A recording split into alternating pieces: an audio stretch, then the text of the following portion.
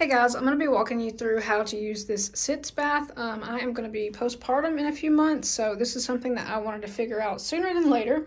So it just goes inside your toilet, basically like a bowl inside of a bowl, and then this is like a little device that you can use to squirt more water on you.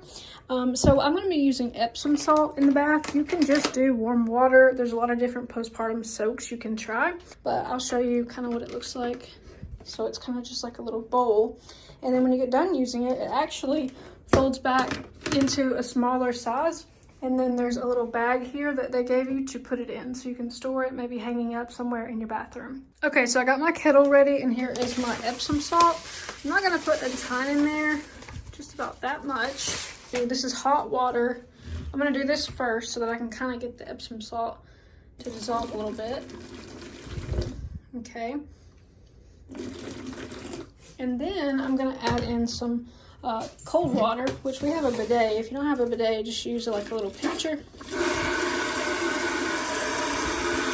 It's actually filling up with quite a bit of water. It doesn't look like a lot of water, but obviously, you know, once you sit down and stuff, you'll kind of see what you need it to be.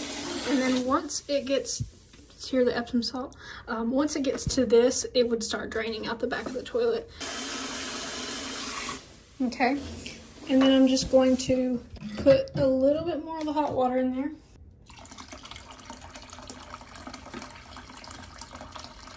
And then I'll kind of test it with my hand first. That's nice and warm. I definitely recommend having a towel close by because when you get up, the water just kind of, you know, it gets in a lot of places. When I get ready to be done with it, this is what I do. I just kind of take it and then gently tilt it.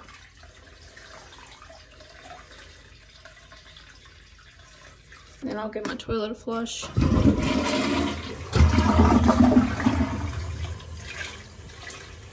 You don't have to put it all in your toilet. You can put the rest down a sink or a different drain. But I don't know if you know this, and if you have an old house, you might. Epsom salt is actually really good for your pipes and your plumbing if you have issues with tree roots. I've actually had to put salt down my toilet before. So you didn't really bargain for that tip, but there you go. And then again, we'll just fold it back into itself, dry it off and clean it, and then we can save it for the next session. Big shout out to the brand for sending this over to me to show you guys.